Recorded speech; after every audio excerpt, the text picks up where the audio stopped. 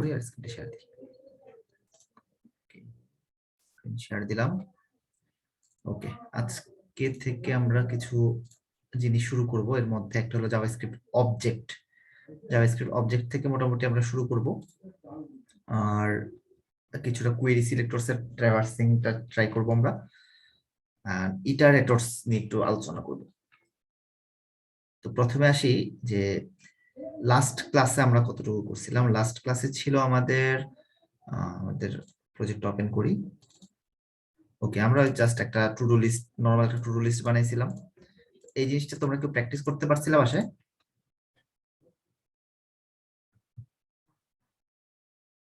এমনি একটু কি ট্রাই করছিলা কেউ? আচ্ছা, কেউ ট্রাই করে নাই, তাই না?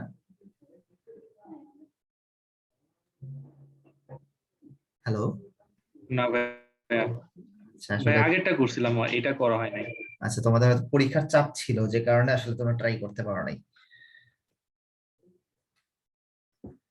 আচ্ছা, ব্যাপার জি না। ভাইয়া। তো তোমাদেরকে একটা হোম টাস্ক দিব আমি, তোমরা এই জিনিসটা তোমরা বাসায় নিজেরা করবা। তোমাদেরকে যে অ্যাড, কমেন্ট, ইমেল এভাবেই দিতে হবে এমন কোনো কথা নাই। এখানে তোমরা যে কোনো ফিল্ডে দিতে পারো। আমি 2টা দিছি, তোমরা 3টা দিতে পারো, 4টা দিতে পারো, বাট কমপক্ষে 2টা দিবা।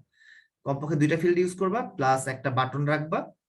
দেন এই ডিজাইনটা আমার ডিজাইনের মতো হবে না, তোমাদের মতো করে যে কোনো একটা ডিজাইন করবা। এখানে এটা যে অল লিস্টই হইতে হবে এমন কোনো কথা নাই। তোমরা কন্টাক্ট ফর্ম বানাইতে পারো বা যে কোনো কিছু বানাইতে পারো, নিজেদের মতো একটা ডিজাইনতে কিছু একটা বানাবা, এরকম ভাবে একটা কিছু অ্যাপেন্ড করবা।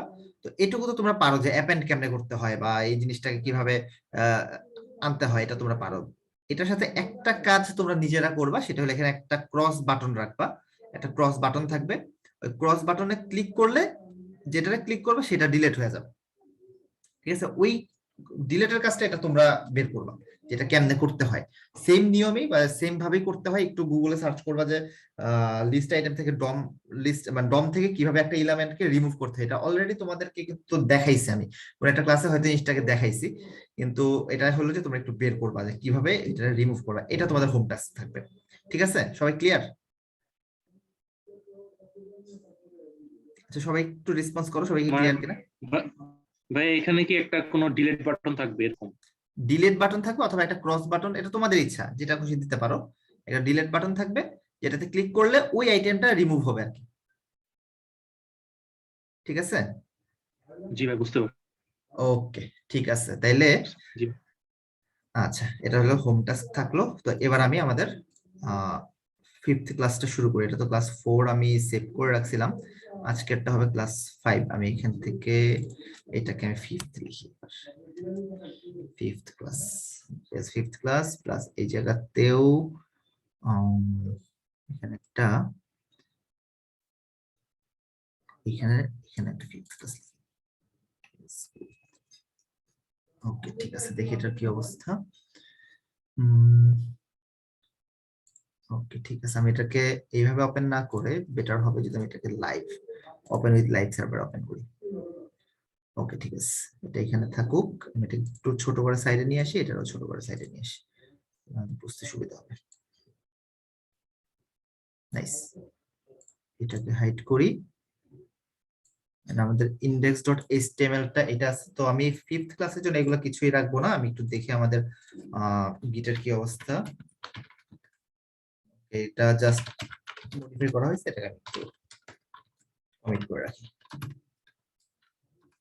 Fifth started. Okay, done. তাহলে আমরা এই জায়গায় এই সব বাদ দিয়ে দিব। এখানে কন্টেইনারের ভিতর থেকে আমাদের ফর্ম গ্রুপটাকে আর রাখবো না, প্লাস নোটটাকেও রাখবো না। আমি ফর্ম গ্রুপ এবং নোট এই দুইটাকে এখান থেকে রিমুভ করে দিই। ঠিক আছে, রিমুভ হয়ে গেল। এবার এটার মধ্যে আমরা আজকে যে কাজটা করতে চাই সেটা হলো জাভাস্ক্রিপ্টের অবজেক্ট নিয়ে কিছু কাজ করতে চাই। তো জাভাস্ক্রিপ্টের অবজেক্ট নিয়ে কাজ করার জন্য আমরা এখানে আমাদের যে জেএস ফাইলটা আছে, index.js বা main.js, এই main.js ফাইলের মধ্যে আমরা কিছু কাজ করব। এটাও বাদ দিলাম, main.js টা থাকুক, এখানে সবকিছু বাদ দিয়ে দিই। ওকে, ডান। আমাদের এখানে ইন্সপেক্টের মধ্যে যদি যাই, কনসোলে গেলাম। কনসোলের মধ্যে এখন আমাদের এখানে আসলে কিছু নাই। আনকোড টাইপ এর can not properties of null main dot আচ্ছা, এটা মনে হয় একটু কন্ট্রোল F5 দিয়ে রিফ্রেশ করা লাগবে। reload দিলাম। Okay, ঠিক আছে। এবার চলে গেছে। মাঝে মাঝে জাভাস্ক্রিপ্ট এরকম ক্যাশ বা কুকি ধরে রাখে, যে কারণে তোমার এখানে এরর দেখাইতে পারে। তখন তোমরা যেটা করবা, এখানে রাইট বাটন ক্লিক করে হার্ড রিলোড এটা করতে পারো, অথবা যেখানে দেখো কন্ট্রোল প্লাস শিফট প্লাস আর, এটা যদি দাও তাহলে তোমাদের এটা মানে হার্ড রিলোড হবে একদম ক্যাশ ক্লিয়ার করে, অথবা empty cache and hard reload এটা দিলেও তোমাদের এটা কাজ করবে। ঠিক আছে, এটা দিলেও দেখা যাবে যে তোমাদের এটা সুন্দর মতো কাজ করবে। ওকে, এখান থেকে এটা আবার রিলোড দিলাম। ঠিক আছে, চলে গেছে। এবার অবজেক্ট বলতে কি বোঝো তোমাদের কেউ একজন বলো তো? কেউ বলতে পারবে অবজেক্ট কি জিনিস? হ্যালো,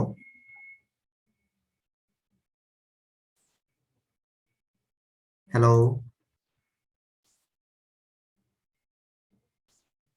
জি ভাইয়া। বাকিরা কোথায়? শান্তনু, ইরা? জি ভাই আছি। আচ্ছা, অবজেক্ট কি জিনিস তোমরা কি কেউ বলতে পারবা? বা কিছু যেটা বুঝো অবজেক্ট সম্পর্কে, যেটা বুঝো সেটাই বলো।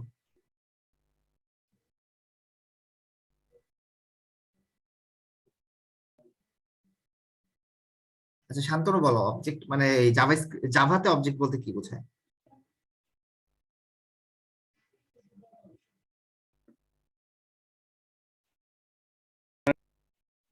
আচ্ছা, মনে হয় নেটওয়ার্ক সমস্যা করতেছে, এই কারণে পরবর্তী মনে যদি হয় মানে শোনা যাচ্ছে না। হ্যালো ভাই, হ্যাঁ, শোনা হ্যালো। যাচ্ছে? হ্যাঁ, এখন শুনতে পারতেছি, এখন শুনতে পারতেছি। ভাই যদি মানে কোনো ক্লাসকে যদি মানে মেইন ফাংশনের মধ্যে আমি কল দিতে চাই, তাহলে এখানে একটা অবজেক্ট কে ক্রিয়েট করে কল দিতে হবে। আচ্ছা, হ্যাঁ, কিছুটা হয়েছে। আচ্ছা, ঠিক আছে, আমি বলি অবজেক্ট জিনিসটা হলো যে তোমার ইনস্ট্যান্স। শুনছো না তোমরা ইনস্ট্যান্স?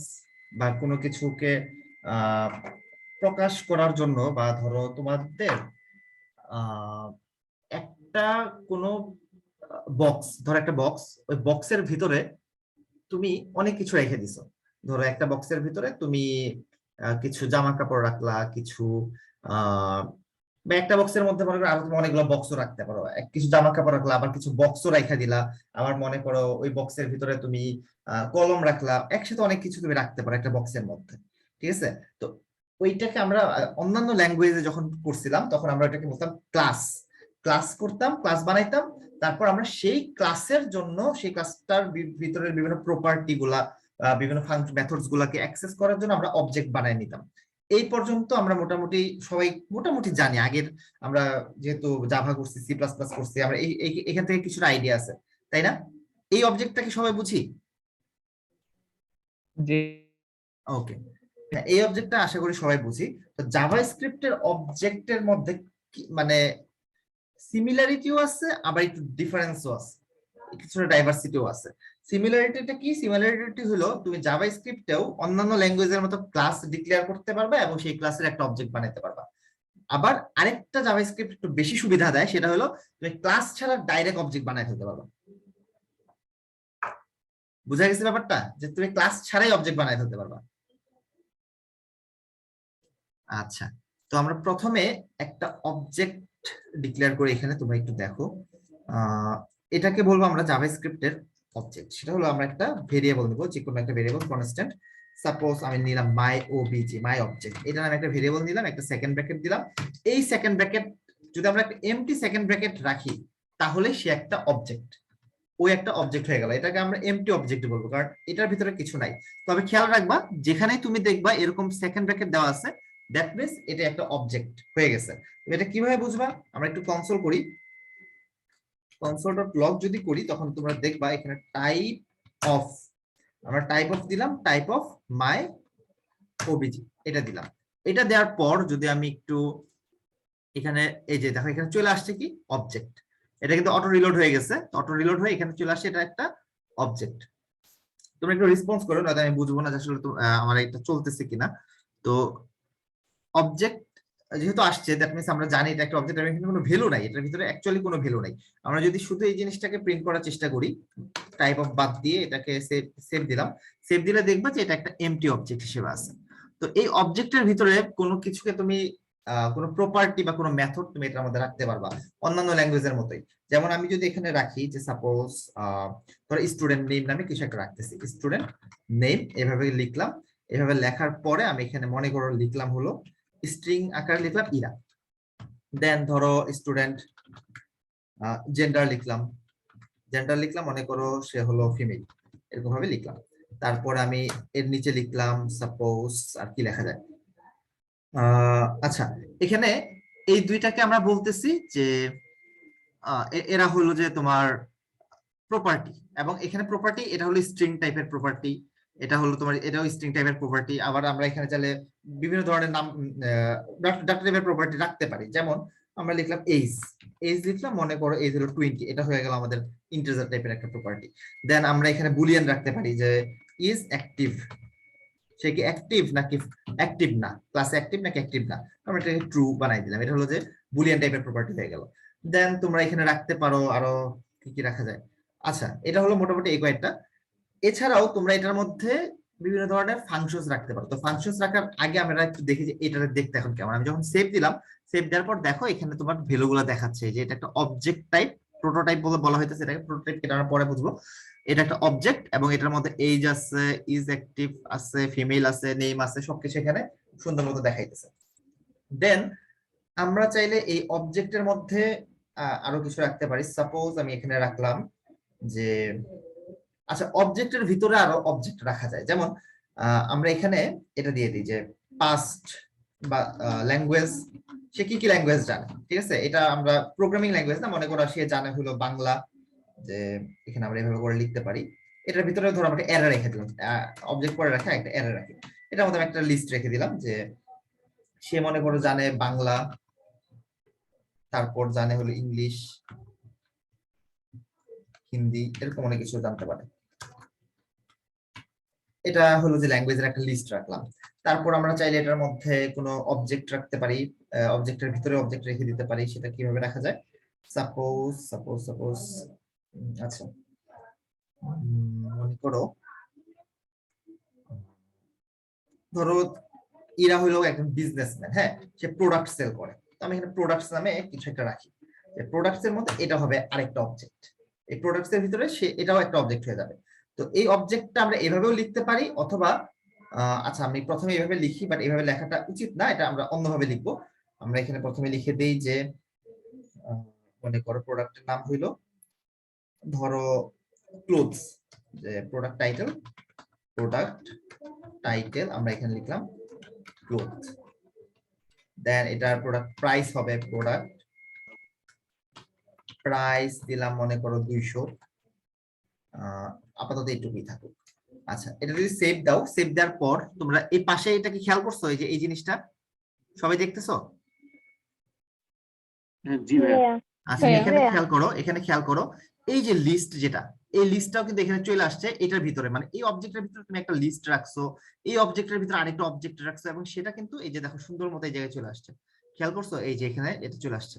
তার এই প্রোডাক্টের ভিতরে আবার তোমার এই জিনিসটা চলে আসছে, এখানেও তোমার যে ক্লোথস আছে। তবে একটা ব্যাপার খেয়াল করো, তোমার এই অবজেক্টের মধ্যে দেখেন এরা মনে করো প্রোডাক্ট সেল করে, মানে এখানে প্রত্যেকটা স্টুডেন্ট প্রোডাক্ট সেল করে, এরকম কিছু একটা বানাইতে চাইতেছে আমরা।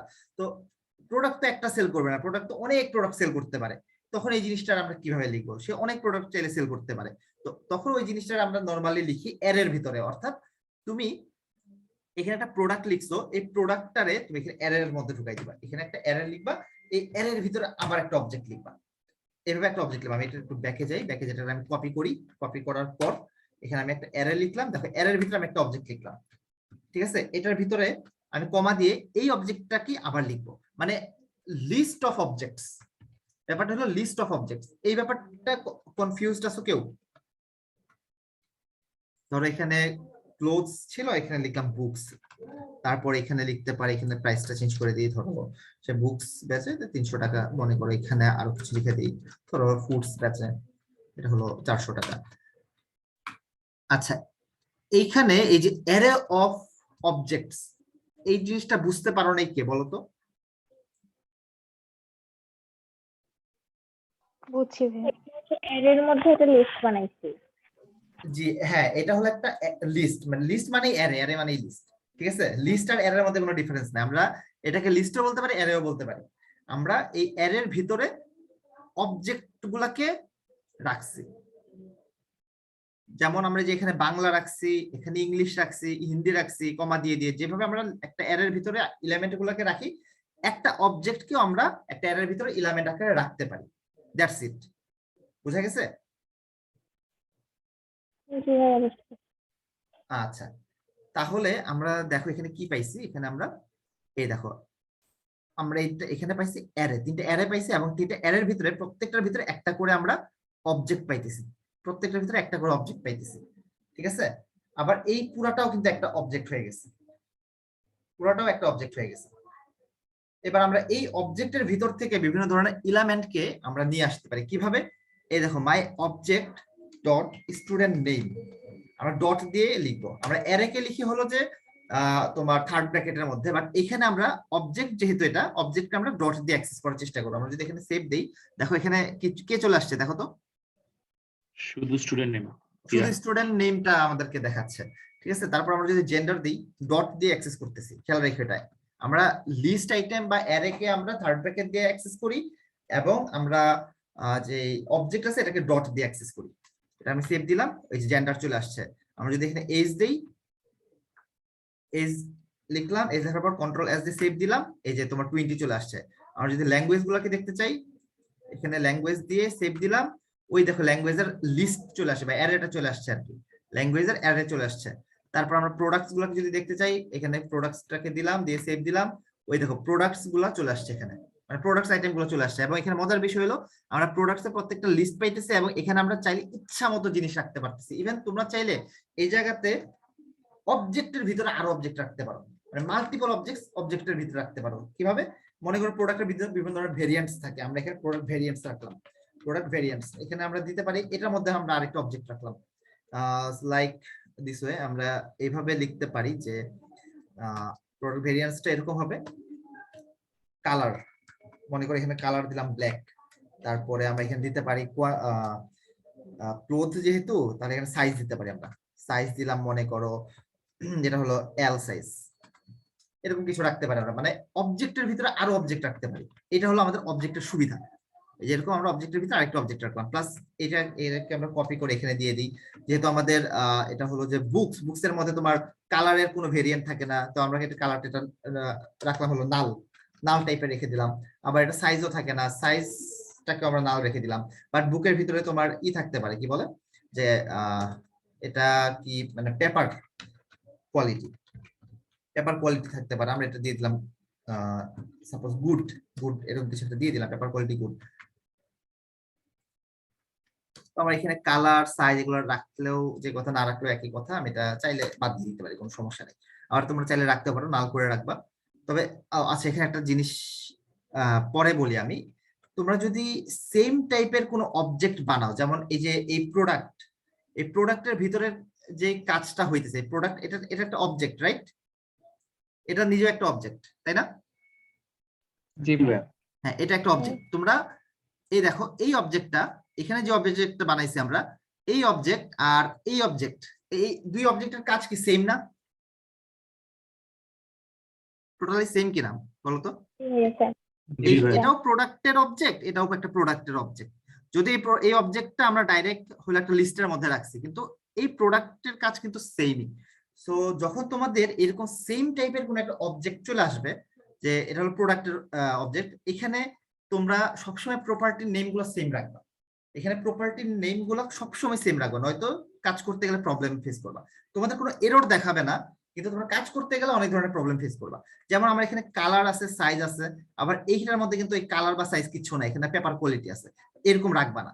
তোমরা যদি এখানে কালার এবং সাইজ দাও, অবশ্যই এটার মধ্যে কালার এবং সাইজ দিয়ে রাখবা, এবং এটাকে তোমার না লাগবে তুমি এটা নাল বানায় রাখবা, এটাকে না লাগবে নাল বানায় রাখবে। এই জিনিসটা আমরা যখন প্রজেক্ট করতে যাব, তখন এই জিনিসটা আরো ভালো করে বুঝতে পারবো যে এটা কেন করতে হয়, কারণ তখন অনেক ধরনের প্রবলেম ফেস করতে হয়। আবার এইখানে দেখো যে পেপার কোয়ালিটি যেটা আছে, এই পেপার কোয়ালিটিটাকে আমরা নাল করে রাখবো, এখানে আমরা নাল করে রাখবো, কারণ এটার পেপার কোয়ালিটি বলে কিছু নাই, জাস্ট নাল করে রাখলাম। বা এখানে শুধু কোয়ালিটির নাম রাখতে পারি, এই প্রপার্টি নেমটা একদম সেম রাখবা, এই কোয়ালিটি এটা একদম সেম করে রাখবা। দেন এই প্রোডাক্টের এই জিনিসগুলো তোমার নিচেও লাগতে পারে। সাপোজ এই ভেরিয়েবলটা এটাকে আমরা কপি করলাম, কপি করে এটা নিচে এখানে দিয়ে রাখলাম, তাহলে এটা আমাদের একটা প্রোডাক্ট ভেরিয়েন্ট অবজেক্ট আকারে এখানে থাকলো। আচ্ছা, তো এই হইলো আমাদের একটা অবজেক্ট, যেখানে আমরা এই যে এরকম 3 ধরনের পাইছি। তার মধ্যে আবার প্রোডাক্ট ভেরিয়েন্ট সে নিজেও একটা অবজেক্ট। তোমরা চাইলে এই অবজেক্টের ভিতরে আবার আরেকটা অবজেক্ট রাখতে পারো, তার ভিতরে আরো অবজেক্ট রাখতে পারো, এটা তোমাদের কাজের সুবিধার জন্য। ঠিক আছে, তো এই ধরনের কমপ্লেক্স অবজেক্ট আমরা সামনে দেখবো। আপাতত যতটুকু দেখাইছি এইটুকু কি সবাই বুঝতে পারছো? জি ভাইয়া। জি ভাই। আচ্ছা, ঠিক আছে।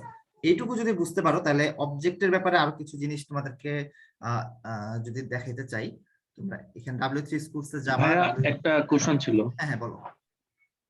এখানে তো console.log এর মধ্যে আমি একটা অবজেক্টে কল দিছি, এখন যদি আমি একটা কনসোলের মধ্যে যদি একাধিক অবজেক্টে কল দিতে চাই তাহলে কি করব?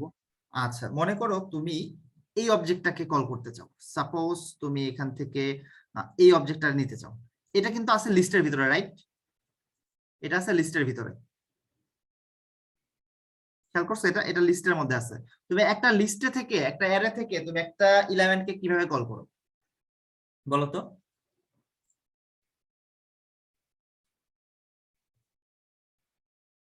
মানে ইন্ডেক্স একটা নাম্বার দিয়ে। ইন্ডেক্স নাম্বার দিয়ে কল করো। যেমন আমার এই প্রোডাক্টের মধ্যে আছে বুকস, এই বুকস এর ইন্ডেক্স নাম্বার কত? বুকস এর ইন্ডেক্স নাম্বার হলো 1। তাহলে আমরা এখানে যদি 1 লিখে দিই, 1 লিখে যদি সেভ করি, তাহলে এই দেখো কে চলে আসছে, এখানে কি আসছে? বুকস চলে আসছে।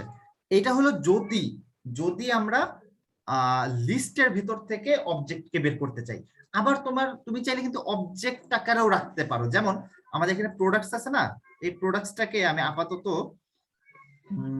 আচ্ছা এখান থেকে আমি এটা বের করে রাখি, এখানে আমার রাখা দরকার নাই। আমি প্রোডাক্টসটাকে আপাতত কাট করে নিয়ে যাই একটু ইজি বানানোর জন্য, এটা নিচে রেখে দিই আপাতত। আর এই প্রোডাক্টসটা এইভাবে আছে, আমি এটারে জাস্ট একটা ইকুয়াল দিয়ে এটারে আমরা একটা ভেরিয়েবল আকারে রেখে দিই। এখানে আমরা একটা কনস্ট দিলাম, কনস্ট দিয়ে ভেরিয়েবল আকারে রাখলাম, আর এই জায়গা থেকে মাই প্রোডাক্টসটা বাদ দিয়ে দিলাম। খেয়াল করে এখানে কিন্তু কোনো ঝামেলা নেই। এখন এটা তুমি এভাবে রাখতে পারতেছো, মানে জাস্ট এটা বুঝতে পারতেছো তো কি করছি?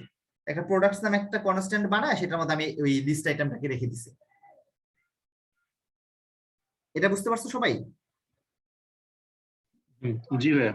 ওকে, ঠিক আছে। তাহলে দেখো আমরা এবার এটার ভিতরে আরেকটা ছোট্ট কাজ করি। যেমন আমরা মনে করি মার্কস, ধরো স্টুডেন্ট মার্কসটাকে আমরা এভাবে নিতে পারি যে এটারে আমরা অবজেক্ট বানাই দিলাম। অবজেক্ট বানানোর পর এটার ভিতরে আমি লিখলাম সাপোজ কি বলে সি প্রোগ্রামিং। এইটাতে সে কত মার্ক পাইলো, এটার মধ্যে সে পাইলো ধরো মার্ক পাইলো মনে করো 80 পাইছে, এবং তোমার জিপিএ কত পাইছে? জিপিএ পাইছে A+, সাপোজ। ঠিক আছে, দেন তোমার কমা দিলাম, কমা দিয়ে এটার মধ্যে আমরা রাখতে পারি। আচ্ছা, এখানে কি এরর কেন দেখাচ্ছে? কোথাও ভুল করছি? এক্সপেক্টেড ওটা মনে পরে হবে। এটা পরে যাবে। আচ্ছা, তারপর আমরা এখানে লিখলাম মনে করো হিস্ট্রি সাবজেক্টও থাকে, এটাতে আমরা এরকম দিয়ে এটার ভিতরে আমরা লিখতেছি সাপোজ এখানে লিখলাম মার্ক, এখানে মনে করো দিলাম 60, আর এখানে জিপিএ কি হবে? জিপিএ ধরো দিলাম এ, এরকম কিছু একটা দিলাম। এখানে একটা এরর দেখাইতেছে, এখানে এররটা কেন দেখাচ্ছে একটু বুঝে নিই। এখানে এক্সপ্রেশন এক্সপেক্টেড ডট, আমার কোথাও ভুল হয়ে গেছে। এখানে একটু এখানে কমা দিলাম না, কমা দিলে তো যাচ্ছে না। কোথায় কোথায় ভুল হয়েছে? ডট দিলাম, ডট দেওয়ার পর সেকেন্ড ব্র্যাকেট দিছে, এটা কিভাবে দেওয়া যাবে না? আচ্ছা একটু দাঁড়াও, আমি জিনিসটা দেখি। Object inside object JavaScript.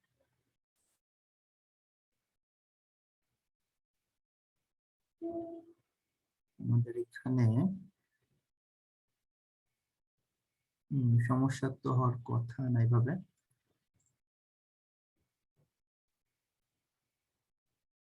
আচ্ছা বুঝতে পারছি, ভুলটা হলো এই জায়গাতে। এটা তো আমাদের স্ট্রিং, তাই না? এই স্ট্রিংটারে তো আমরা জাস্ট এইভাবে লিখে দিতে পারবো না। এই ভুলটা হইতে পারে, বুঝছো? তোমাদেরও হইতে পারে। তো তখন তোমরা খেয়াল করবা যে এখানে তোমরা কি দিছো। তুমি যদি নাম্বার দাও তাহলে এটা ঠিক আছে, বাট এখানে তুমি যদি কোনো ভ্যালু দাও অবশ্যই কিন্তু কোনো একটা কোটেশনের মধ্যে রাখতে হবে। বুঝতে পারছো ভুলটা, মানে এররটা কোত্থেকে আসতেছিল? জি ভাইয়া। আচ্ছা, এখানে তোমাদের অবশ্যই এটা কোটেশনের মধ্যে রাখতে হবে। তাহলে দেখো তোমরা চাইলে এইভাবেও অবজেক্টের ভিতরে আরো অবজেক্ট ডিক্লেয়ার করতে পারো, এবং তখন তোমরা চাইলে এই অবজেক্টটার মানে তোমরা এখান থেকে সি প্রোগ্রামিং কে কিভাবে অ্যাক্সেস করবা, তাহলে এভাবে অ্যাক্সেস করতে পারো। মাই অবজেক্ট ডট, এখান থেকে দিবা তোমরা মার্কস ডট, তোমরা এখান থেকে সি প্রোগ্রামিং এটা যদি দাও তাহলে তোমরা কিন্তু এটার অবজেক্টটা পেয়ে যাবে। এই যে এখানে মার্কস, সি প্রোগ্রামিং এর মার্কস কত পাইছে 80 এবং জিপিএ পাইছে A+। খেয়াল করছো ব্যাপারটা? বুঝতে পারছো শান্তনু কিভাবে এটার অ্যাক্সেস করা যায়?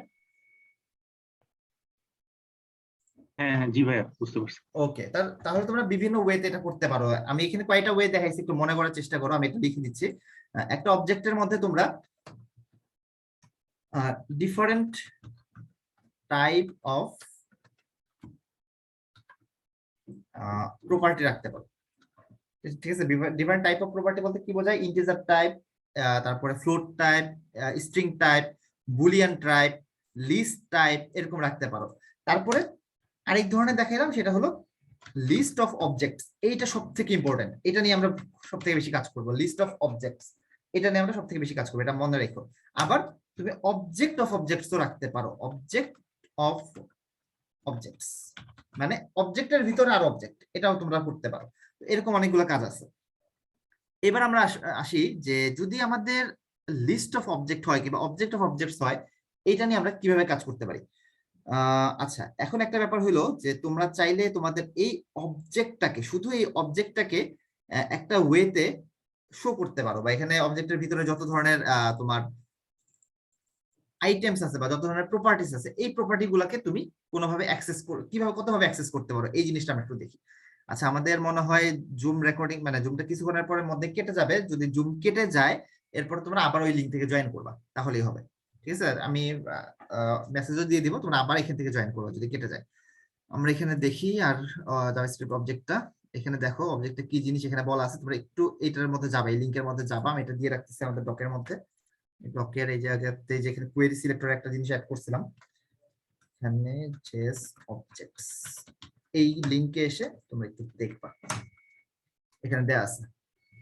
তো এখানে দেখো তোমাদের বিভিন্ন ধরনের জিনিস দেয়া আছে, যেমন নেম, মডেল, ওয়েট। এখানে একটা কার নামে একটা অবজেক্ট ওরা বানাইছে, আবার এখানে কার ডট স্টার ড্রাইভ। আচ্ছা, এই যে এখানে একটা জিনিস আছে যে এখানে অবজেক্টের মধ্যে মেথড ডিক্লেয়ার করা যায়। এই মেথড ডিক্লেয়ারের ব্যাপারটা আমরা একটু দেখি। এখানে সাপোজ আমরা এই জায়গায় এটা এটা হলো মার্কস, আমরা এটার একটু শর্ট বানাই ফেলি, এই জিনিসগুলো কাট করে নিয়ে যাই।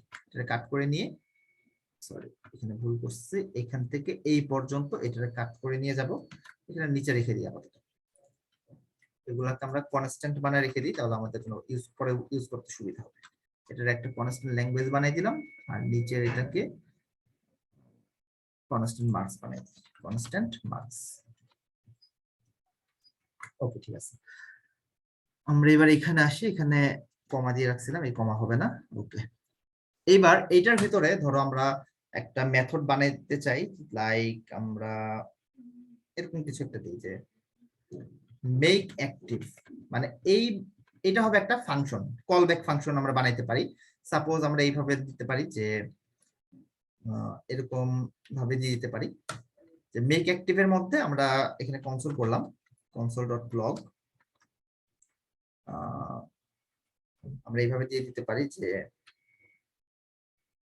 সাপোজ ইজ অ্যাক্টিভ নামে একটা প্যারামিটার নির্ভর। ইজ অ্যাক্টিভ প্যারামিটারটা কি? ইজ অ্যাক্টিভ হলো এটা একটা ভেরিয়েবল প্যারামিটার নিছে, আমাদের যে কোনো তোমাদের ইচ্ছা মতো যে কোনো নাম দিতে পারো।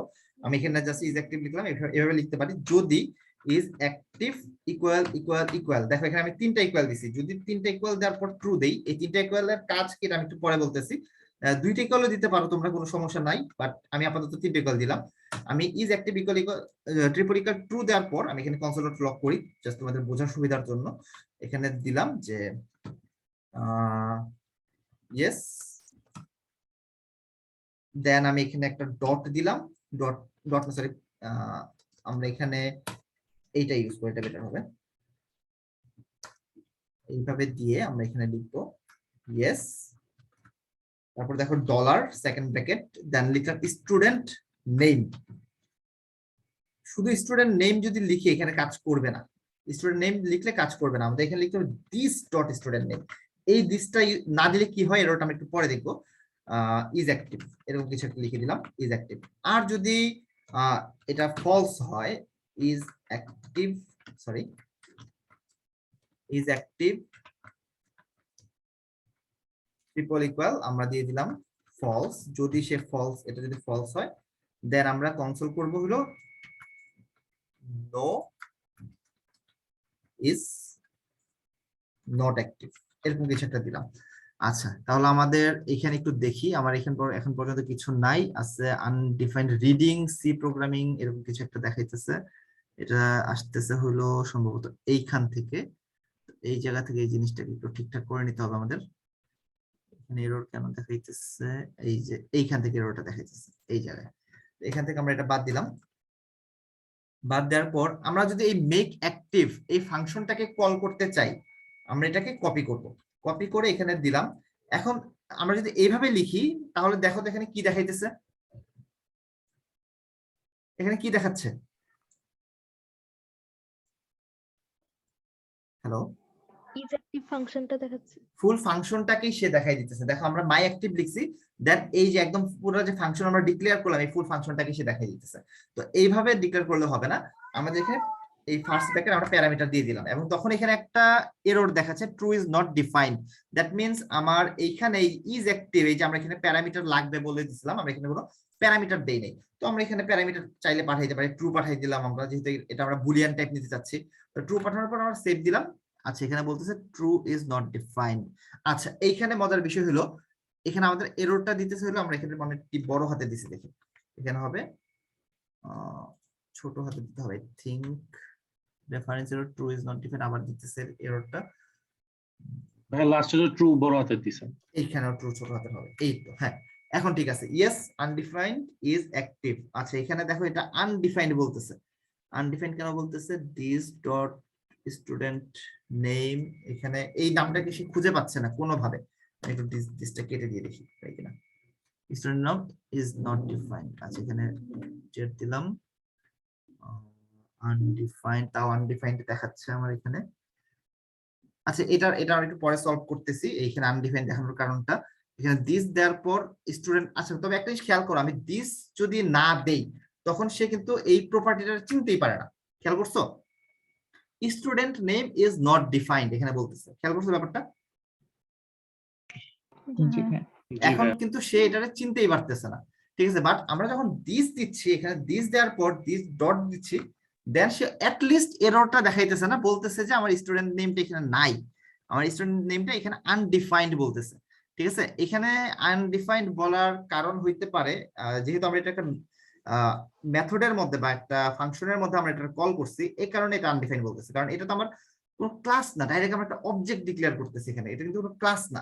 তো এখানে যেটা করতে হবে তোমার, আমরা এটা এইভাবে করতে পারি যে এখানে মেক অ্যাক্টিভ করতেছে, আমরা এখানে ডাইরেক্ট এই নামটা পাঠিয়ে দিতে পারি মাই অবজেক্ট দিয়ে, এটাকেও আমরা এইভাবে পাঠিয়ে দিতে পারি মাই অবজেক্ট ডট স্টুডেন্ট নেমকে এখানে আমরা প্যারামিটার আকারে পাঠিয়ে দিলাম, দেন আমরা এই জায়গাতে